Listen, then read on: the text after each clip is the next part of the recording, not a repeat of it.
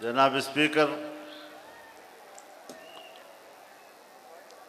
अवामी assembly के मुअज़्ज़ज़ अरकान, मेरे बुज़ुर्गों, दोस्तों और भाइयों,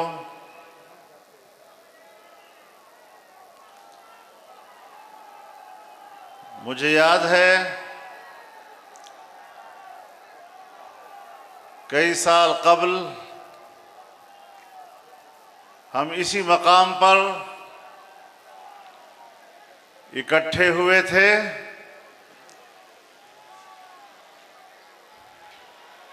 लेकिन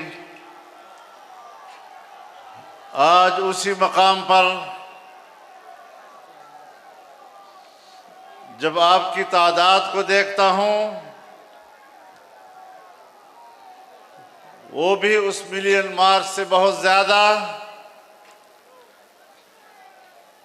जब मैं आपके जोश और जज्बे को देखता हूं, तो भी उस जज्बे और वलवले से ज़्यादा,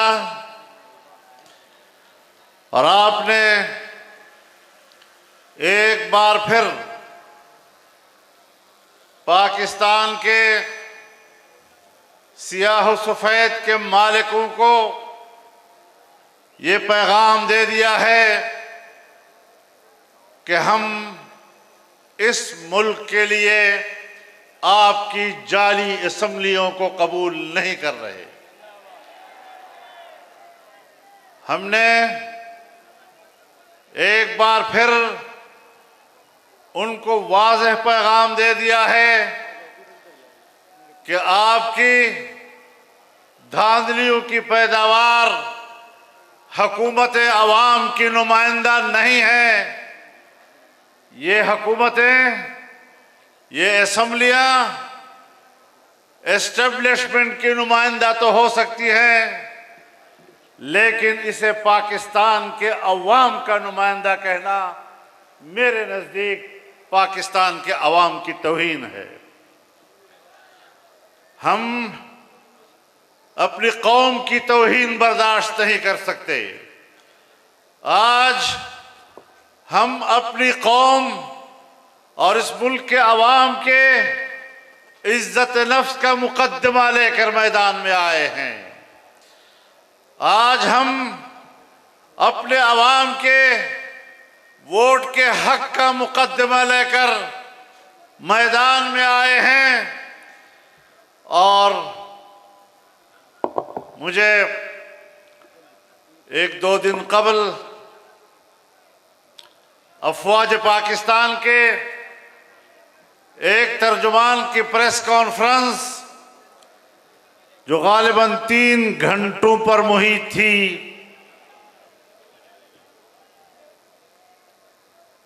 और कुछ पता नहीं चला कि 3 घंटे में उसने कहा क्या है। इतनी फसाहत और बलागत के साथ बात कर रहा था।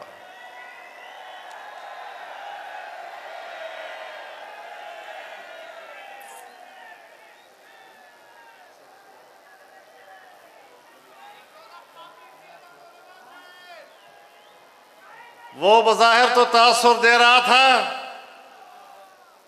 कि वो ये बातें किसी और के खिलाफ कर रहा है, लेकिन जो भी बात करता था कोशिश करता था कि वो मेरी बातों का जवाब दे।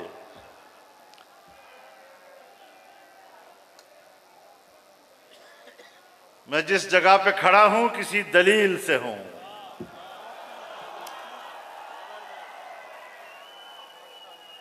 मैं यूं ही दस्तो गरेबान नहीं जमाने से।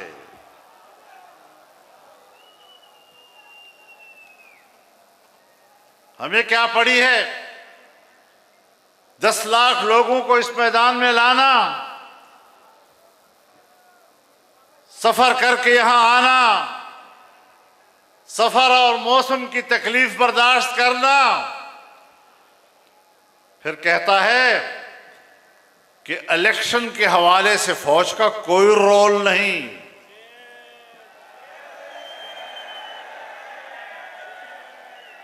मैं भी आपको बताना चाहता हूं,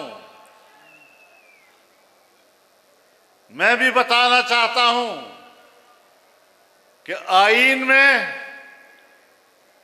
कानून में, रूल्स में कोई रूल्स नहीं है कि फौज सियासत में बात करे।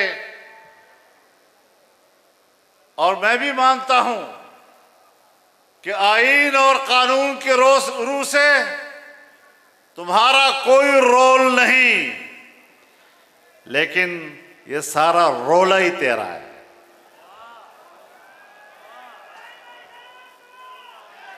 ये रोला तेरा है। कहता है फौज पर तनकीद करना ये मुल्क से बगावत है, फौज पर तनकीद करना ये तो मुल्क के खिलाफ बात करनी है। हां, मैं भी जानता हूं कि फौज मेरी रियासत की मुहाफिज है, लेकिन जब आप आईनी आर्टिकल के मुताबिक हल्फ उठाते हो फौज में शामिल होने के वक्त कि मेरा सियासत से कोई ताल्लुक नहीं होगा, मैं सियासत में कोई हिस्सा नहीं लूंगा, फिर जिस सियासत में हिस्सा लेते हो तो फिर तुम उस वक्त पाकिस्तान के फौजी नहीं रहते। इसलिए मैं तुम पर तनकीद करता हूं।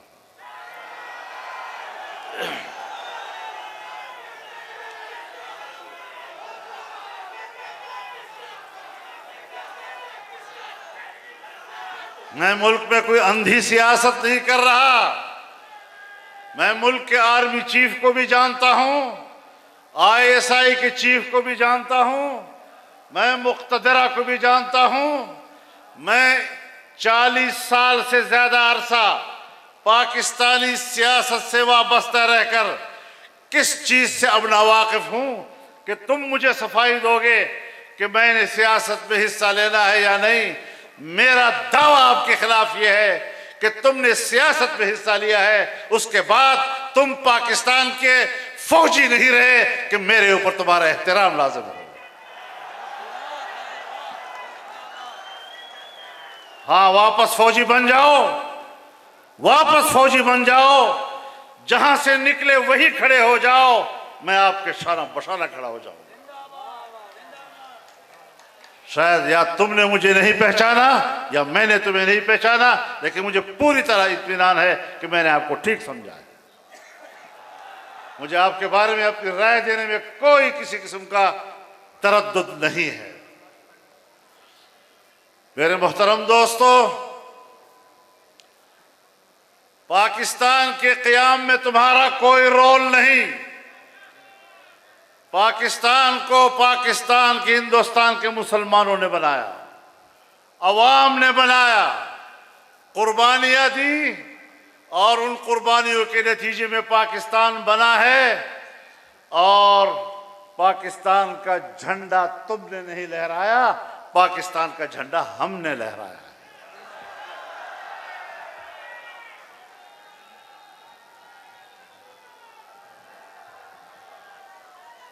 पाकिस्तान जब बना है तो तुम्हारा किरदार पाकिस्तान को तोड़ने में है, पाकिस्तान को बनाने में नहीं है। सन 1971 में 90,000 से ज्यादा फौजी एक हिंदू के सामने सरनगू हुए।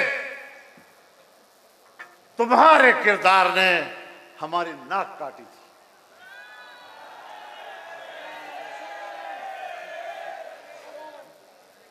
तुम्हारे किरदार ने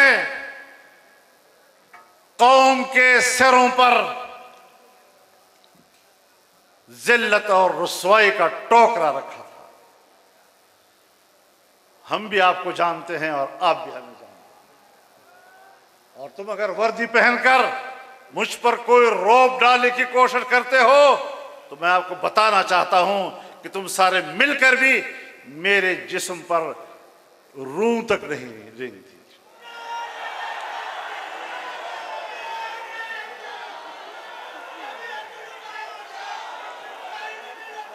मामलात को ठीक करो। हम इसलिए आए हैं कि आपको बताएं कि मामलात को ठीक करो। सियासत से दस्तबरदार हो जाओ, अपने पोजीशन पर वापस चले जाओ।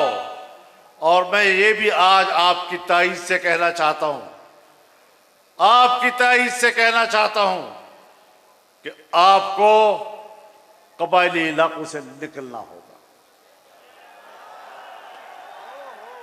ऑपरेशनों के नाम पर हमें अपनी खैरख्वाहियां मत दिखाओ। तुमने 2010 से ऑपरेशन शुरू किए, आज 2024 है, 14-15 साल हो गए। हमें अमन देने के नाम पर कबाइल को तबाह बर्बाद कर दिया, कबाइलों की इज्जतों को तबाह बर्बाद कर दिया, कबाइल के शमले तुमने गिरा दिए, कबाइल की पगड़ियां तुमने उछाल दी। ये तो जमीयत उलमा इस्लाम थी जिसने कबाइल का जरगा बनाकर, कबाइल का नुमाइंदा बनकर अपना मौक़िफ़ दिया था। और हमारा गुनाह यही था कि आपने जब पीपल्स पार्टी की हुकूमत थी 2008 के बाद, आपने कबायली इलाकों में ऑपरेशन का फैसला किया और मैंने कहा कि यह हिकमत अमली ठीक नहीं है। मेरा यही गुनाह था।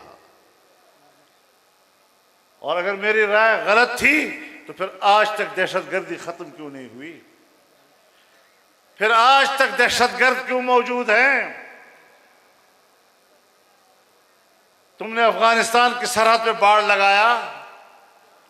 खुद बाजवा साहब ने मुझे कहा कि अब हमने बाड़ लगा दिया है, कोई शख्स न उधर जा सकेगा न इधर आ सकेगा। तो 40,000 लोग उधर गए, 20 साल वहां लड़े और फिर तुम्हारे बाढ़ को उड़ा के वापस आ गए। आज फिर मेरी जिंदगी क्यों खतरे में है अगर आप मेरे वाकई मुहाफिज हैं तो? अगर आप मेरे मुहाफिज हैं तो आज फिर क्यों मैं उस मुश्किल से गुजर रहा हूं? आज मेरे रास्ते फिर गैर महफूज क्यों हैं? आज मेरे गलियां क्यों गैर महफूज हैं? आज मेरे मुल्क के शहरी क्यों गैर महफूज हैं? तो इसका माना यह है कि हमने आपके ऑपरेशन के हवाले से जो उस वक्त तहफ़्फ़ुज़ात दिए थे वो ठीक थे, और आपने जो हमें अमन व अमान का इत्मीनान दिलाया था, तुम अपने दावों में गलत साबित हुए हो। मेरे मोहतरम दोस्तों, जब मियां नवाज शरीफ साहब की हुकूमत थी तो आपने फाटा इंज़िमाम का फैसला किया। मैंने हर फोरम पर दलाइल दिए, मैंने पार्लियामेंट में दलाइल दिए, मैंने तुम्हारे साथ मखसूस मीटिंगों में दलाइल दिए कि तुम इंज़िमाम का फैसला करना गलत कर रहे हो, ये इस वक्त सही नहीं है, आपको मुश्किलात पेश होंगी, अफगानिस्तान के साथ मामलात बनेंगे।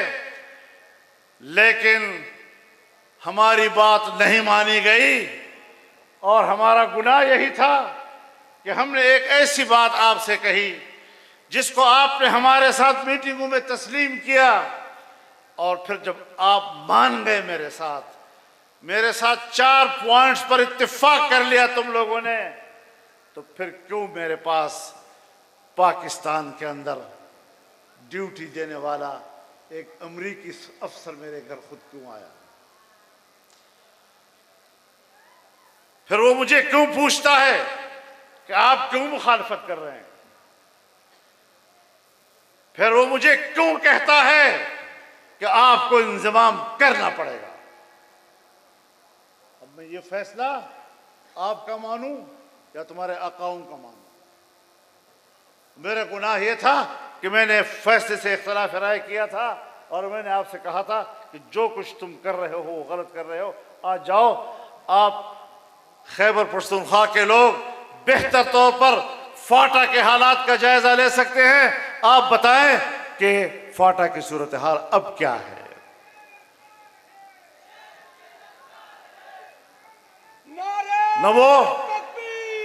न वो फाटा है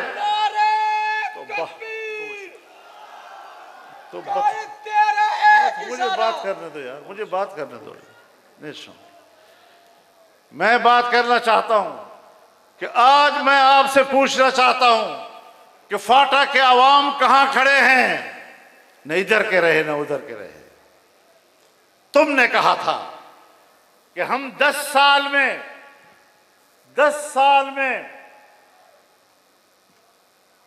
1000 अरब रुपया उनको देंगे और हर साल 100 अरब उनको देंगे, उनको तरक्की देने के लिए, उनको सेटल के लोगों के बराबर लाने के लिए।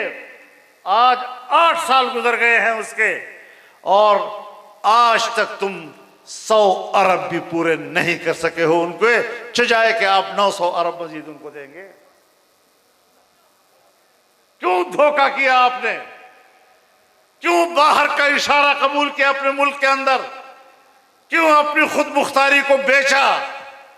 तो मेरी राय पाकिस्तान की खुद मुख्तारी के लिए थी, कबाइल के अवाम के लिए थी।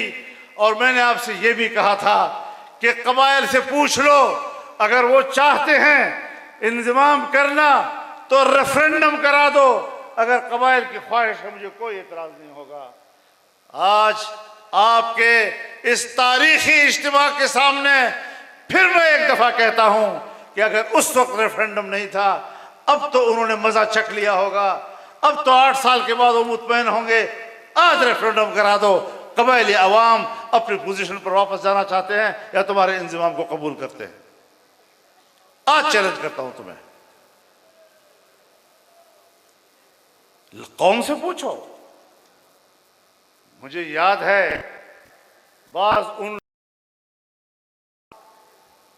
मुझे जबान पर लाने में शर्म आती है जब इन्हीं लोगों ने कहा छोड़िए मौलाना, कबाइल भी कोई ऐसे लोग हैं जिनसे पूछने की जरूरत होती है।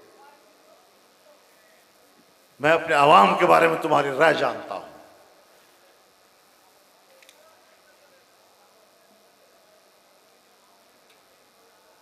तो अब आप बताएं कि क्या हमारी राय गलत थी?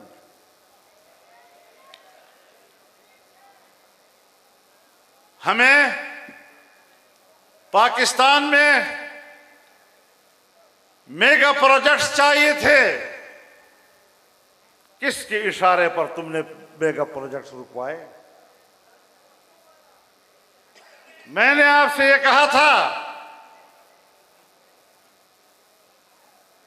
कि रेकोडेक जो बलोचों की मिल्कियत है उस पर कानून साजी जायज नहीं कि आप 18वीं तरमीम की मुखालफत करके आप रेकोडेक को बैनुल अक़वामी कंपनियों के हवाले करें, उसके मफादात को आप बेचें और बलोच लोगों को और बलूचिस्तान के लोगों को आप महरूम करें। मैंने तो यही जुर्म किया था कि अपने कौम के पश्तूनों और बलोचों के हक की बात की थी, और तुमने फैसला कर लिया कि ये शख्स हर मरहले पर हमारे फैसलों में रुकावट बनता है। मेरे फैसले भी तारीख पे लिखे जा रहे हैं, मेरी राय भी तारीख के औराक पे रकम हो रही है, तुम्हारे फैसले भी तारीख के औराक पे हो रहे हैं। तारीख फैसला करेगी कि तुमने कौम से गद्दारी की थी, तुमने कौम को बेचा था, उसके मफाद को बेचा था, और तारीख लिखेगी कि इस शख्स ने अपने कौम और अपने बच्चों के हुकूक की हिफाजत के लिए आवाज उठाई थी।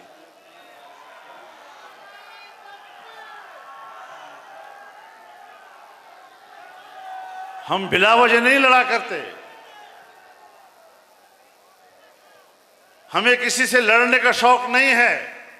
और आप जानते हैं हम तकरीरों में गालियां नहीं दिया करते, हम तकरीरों में किसी का मजाक नहीं उड़ाते, लेकिन हम अपना नुक्ते नज़र वजाहत से पेश करते हैं। हम अपना नुक्ते नज़र पेश करें तब भी तुम नाराज, वो आपकी मर्जी। मेरे मोहतरम दोस्तों, आज पूरी दुनिया के सामने वाज़ेह है, पूरी दुनिया के सामने वाज़ेह है कि फ़लस्तीनी अपनी आज़ादी की जंग लड़ रहे हैं। और 7 अक्टूबर 2023 से जिस जंग का आगाज हुआ था, आज इसराइली फ़लस्तीनी मुजाहिदीन का मुकाबला करने के बजाय वहां की आबादियों पर बमबारी कर रही है। गजा पे बमबारी हो रही है, खान यूनुस पे बमबारी हो रही है, शहरी आबादियों पर बमबारी हो रही है। शहर तहस नहस कर दिए गए हैं, खंडरात बन गए हैं। वो लोग कैंपों में चले गए। 40,000 से ज्यादा फलस्तीनी शहीद हो चुके हैं। अक्सरियत उनमें छोटे बच्चों की है, अक्सरियत उनमें खवातीन की है, बेगुनाह फलस्तीनियों की है। तुमने 40,000 से ज्यादा उन लोगों को जो जंग का हिस्सा नहीं थे शहीद किया। वो कैंपों में चले गए, तुमने उनके कैंपों पर बमबारी की। और इस वक्त अमेरिका उनको सपोर्ट कर रहा है, बरतानिया उनको सपोर्ट कर रहा है। हमारे हुक्मरानों में ये जुर्रत नहीं फलस्तीन पर एक वाज़ेह और दो टोक बयान दे सके। और सिर्फ ये नहीं, इलेक्शन से पहले मैं हमास के साथ यकजहती के लिए कतर चला गया। दुनिया ने देखा कि हमने, अगर अमरीकी वजीर खारजा तल अबीब आता है और तल अबीब में वो तकरीर करता है और कहता है कि मैं अमेरिका के वजीर खारजा की हैसियत से नहीं आया, मैं एक यहूदी की हैसियत से तुम्हारे पास आया हूँ, एक यहूदी के तौर पर तुमसे यकजहती करने के लिए आया हूँ, तो क्या ये मेरा फर्ज नहीं बनता कि मैं भी कतर जाकर फिलिस्तीनी क़यादत को ये कहूँ, हमास की क़यादत को ये कहूँ कि फजलुर रहमान एक पाकिस्तानी की हैसियत से नहीं, एक मुसलमान दबाव पर, एक मुसलमान भाई के हक में उठने वाले आवाज को दफन करने की कोशिश करते हो। लेकिन तुम्हें पता नहीं था, गुलामाना जहन फिर सोचता नहीं है कि मुझसे क्या करवाया जा रहा है। आज कहते हो 9 मई 9 मई 9 मई, और 9 मई को जो हुआ था वो गद्दारी है और हम ये कर देंगे, हम वो कर देंगे। और खुदा के बंदे, तुम्हारी धांधली के नतीजे में जो मैंडेट सामने आया, अब 2 रास्ते हैं आपके लिए। या कह दो कि हमने धांधली की है, जिस तरह के हमारा दावा है आपके ऊपर, कह दो कि हमने धांधली की है। और अगर तुमने धांधली नहीं की तो फिर अवाम ने आपके 9 मई के बयानिए को दफन कर दिया, उसे मुस्तरद कर दिया।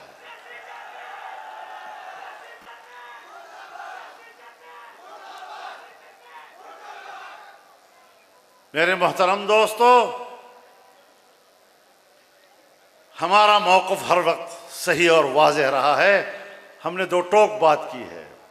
मैं आज भी पाकिस्तान नहीं, इस्लामी दुनिया पर फ़लस्तीनियों का कर्ज समझता हूँ कि इस वक्त तक वो एहतियात से ज़ुबान क्यों इस्तेमाल कर रहे हैं, डट कर उनके शाना बशाना क्यों खड़े नहीं हो रहे। हम यूं कर देंगे और हम यूं कर देंगे और हम ये कर देंगे और हम वो कर देंगे, इधर उधर की बातें। तो इधर उधर की न बात कर, ये बता कि काफिला क्यों लुटा। मुझे राहज़न से गरज नहीं, तेरी रहबरी का सवाल है।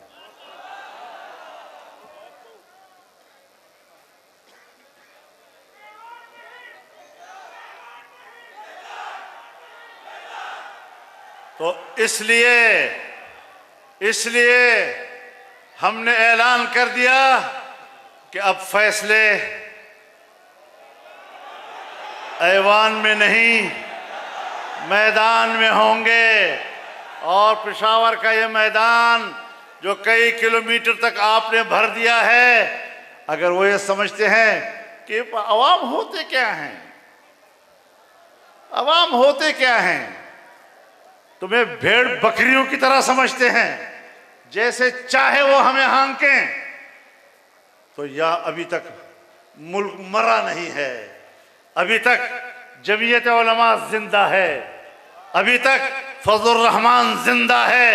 वो निकलेगा और कौम को बताएगा कि आप ही हैं, आप जिंदा कौम हैं, आप मुजाहिद कौम हैं, आप मैदान में हैं। आपकी असम्बली आपकी नुमाइंदा नहीं है, ये स्टेज और इस स्टेज पर बैठी हुई क़यादत यही आपकी नुमाइंदा है।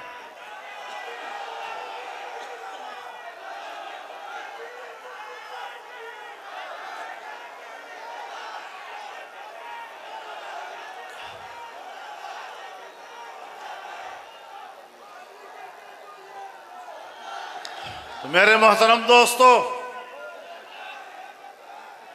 किस किस का रोना रोएं,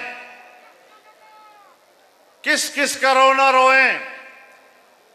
हमारी अदालतें भी, जहां हम इंसाफ की उम्मीद से उनकी खिदमत में हाजिर होते हैं,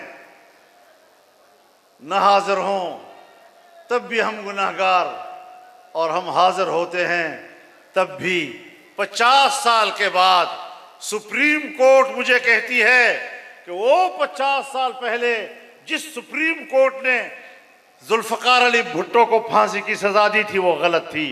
जब आप अपने उस फैसले को, जिसमें आप मुल्क के एक वजीर आजम को लटका देते हैं और 50 साल के बाद कहते हैं कि हमसे तो गलती हुई थी। मैं खत्म नबूवत के हवाले से मुकद्दमा इस अदालत के हवाले कर दूं कि जिसके फैसले ने मुझे वाज़ेह इशारात दे दिए हैं कि आप अदालती सतह पर कादियानियों को तहफ़्फ़ुज़ देने की कोशिश कर रहे हैं।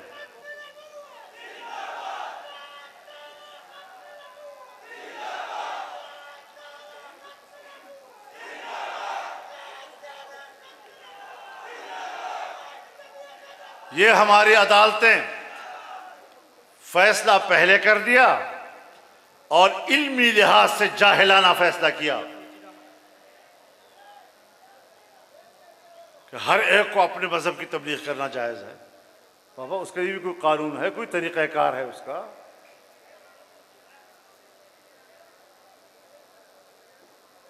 तुम कुरान की तिलावत शायद कर सकते हो तो तुमने कोई आयत पढ़ ली होगी, ये पता नहीं कि उस आयत का मतलब क्या है, और फैसले में लिख दिया। तो याद रखो, अगर तुम खत्म नबूवत के इस अजीमुशान तरमीम को, जिसे पार्लियामेंट ने मुत्तफ़क़ा पास किया, उस तहरीक को जो सन 1974 में चली, उस तहरीक को जो 1953 में चली, लाहौर की गलियों में 10,000 मुसलमानों ने शहादतें दी, क्या उस तहरीक को हम यूं ही भूल जाएं और एक जज साहब जो चाहे फैसला दे दे? लिहाजा ये फैसला वापस लेना पड़ेगा और हमने ऐलान कर दिया है। मैं आज उस ऐलान को फिर दोहरा रहा हूं कि 7 सितंबर 1974 को पार्लियामेंट ने फैसला दिया था और इस साल 7 सितंबर 2024 को उसके 50 साल पूरे हो रहे हैं। इन 50 सालों के पूरे होने पर इंशाअल्लाह हम और आप सब मीनार पाकिस्तान लाहौर पर इसकी गोल्डन जुबली बनाएंगे।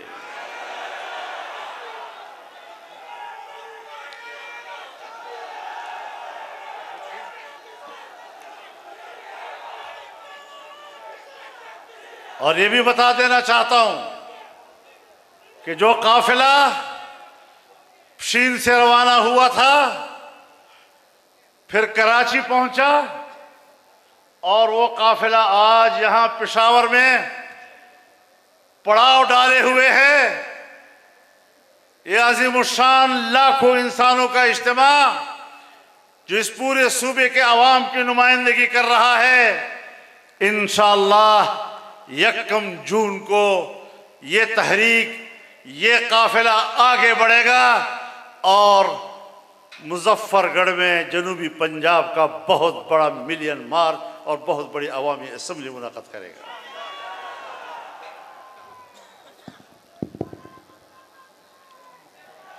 हम कोई मफाद लेकर घरों से नहीं निकले कि आप हमें पेशकशें करते रहें और कोई अच्छी सी पेशकश आई और हमने कबूल कर ली। हमने पूरा मैंडेट आपको बता दिया है, हम पब्लिक के मैंडेट के साथ बात कर रहे हैं, हम आईन की जुबान में बात कर रहे हैं। तुम आईन को कबूल कर लो, आईन के मुताबिक जिंदगी गुजारो, आईन के मुताबिक जनरल रहो, आईन के मुताबिक फौजी रहो। मैं सबसे ज्यादा आपका एहतराम करने वाला हूं।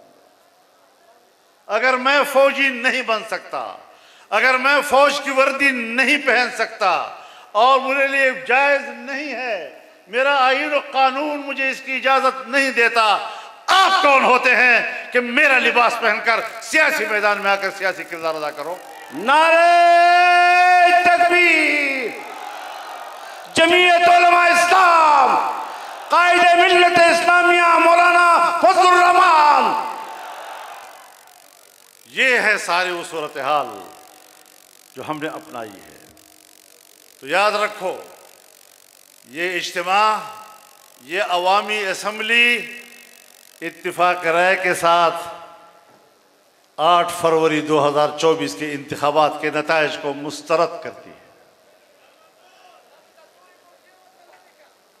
मुस्तरद, आपका वोट कोई इख्तिलाफ तो नहीं कर रहा है? नामंजूर, नामंजूर, 8 फरवरी के इंतखाबात नामंजूर। खड़े होकर कहें नामंजूर, नामंजूर, नामंजूर, नामंजूर, नामंजूर, नामंजूर। जाली असेंबली नामंजूर, नामंजूर, नामंजूर, नामंजूर, नामंजूर।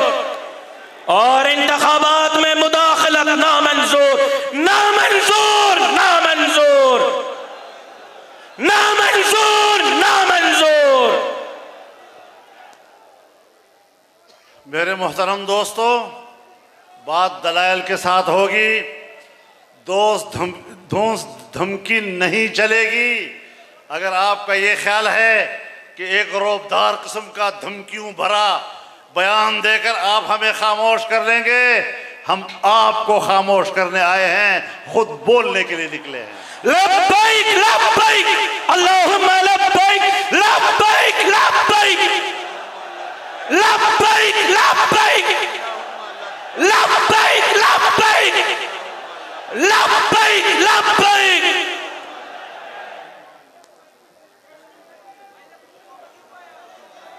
आगा मीडिया वालों आई इसी तरह से बोल रहे।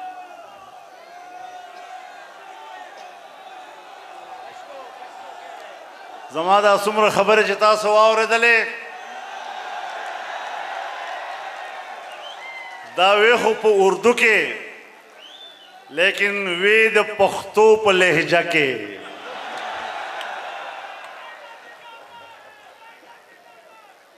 औस्तासो तरफ ना जदोई तदा खबर कौम च जमादा खबर च उर्दू के वे दादा पख्तो पजामा के वो गो रहे।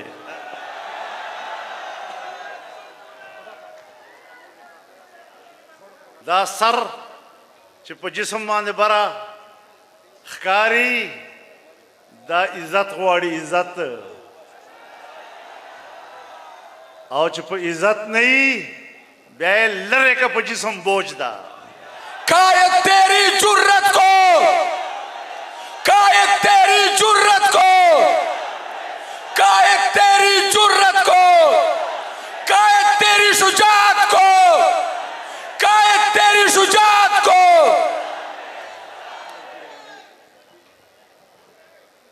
तो याद रखो, धांधली की असम्बलियां हमें कबूल नहीं हैं, हमें सिंध में भी कबूल नहीं, हमें बलोचिस्तान में भी कबूल नहीं, हमें पंजाब में भी कबूल नहीं, हमें खैबर पख्तूनख्वा में भी कबूल नहीं।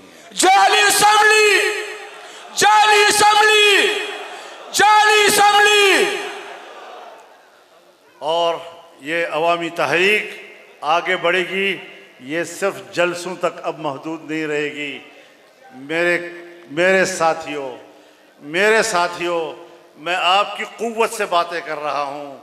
ऊपर अल्लाह की कुव्वत है, ज़मीन पर आप खुदा की कुव्वत बने, और अपनी कुव्वत की बुनियाद पर मुझे हौसला मिल रहा है कि मैं आपकी नुमाइंदगी कर रहा हूँ। अगर हालात सख्त हो जाते हैं, जेल तेरा एक इशारा, हाजिर हाजिर खून हमारा। कायद तेरा एक इशारा, कायद तेरा एक इशारा, कायद तेरा एक इशारा। अगर हालात आगे बढ़ते हैं और मामला जेलों तक जाता है तो जाएंगे या नहीं? जाएंगे इंशाल्लाह, जाएंगे। खड़े हो जाओ, खड़े हो जाओ, तमाम खड़े हो जाओ, हाथों में हाथ दे दे, खड़े हो जाए, कायद के साथ यकजहती का इजहार करें। और पुख्तो के और तो हुआ है चिड्डक बदे जेलू न कोस्ता हुकूमत न मनो ना मौजूदा हुकूमत, मौजूदा असम्बली, जाली असम्बली, जाली असम्बली, जाली एस्टेब्लिशमेंट, अक़वाम इंटरनेशनल एजेंट एस्टेब्लिशमेंट। तो मेरे मोहतरम दोस्तों, ये वो पैगाम है जो हम इन इज्तिमाआत के ज़रिए अपने मुक़्तदरा को भी पहुँचाना चाहते हैं, अपनी ब्यूरोक्रेसी को भी पहुँचाना चाहते हैं, बैनुल-अक़वामी एस्टेब्लिशमेंट को भी बताना चाहते हैं, हम पाकिस्तान में ग़ुलाम बनकर ज़िंदा रहने के लिए तैयार नहीं हैं। लब्बैक लब्बैक, लब्बैक लब्बैक, लब्बैक लब्बैक। अल्लाह ताला आपको सलामत रखे, इन्हीं जज्बों के साथ सलामत रखे, इस खुददारी के साथ और ख़ुद मुख्तारी के जज्बात के साथ हम एक आज़ाद कौम हैं और पूरी आज़ादी के साथ इस सरज़मीन पर ज़िंदा रहना चाहते हैं। हमें अल्लाह ने तुम्हारी ग़ुलामी के लिए पैदा नहीं किया, हमें माँ बाप ने तुम्हारी ग़ुलामी के लिए नहीं पैदा किया। मैं आज इनको पैगाम देना चाहता हूँ, वही पैगाम जो हज़रत उमर रज़ियल्लाहु ताला अन्हु ने दिया था, मतस्तअबदतुमुन्नास वक़द वलदतहुम उम्महातुहुम अहरारा। तुमने कब से इन लोगों को अपना ग़ुलाम समझ लिया है, जबकि इनकी माँओं ने तो इनको आज़ाद जला था। ये हज़रत उमर फ़ारूक के अल्फाज थे। हम उन्हीं तालीमात के पैरोकार हैं और इंशाअल्लाह उसी जज्बे के साथ आगे बढ़ेंगे। अल्लाह हमारा हामी व नासिर हो। व आखिर दावाना अनिल हम्दुलिल्लाहि रब्बिल आलमीन।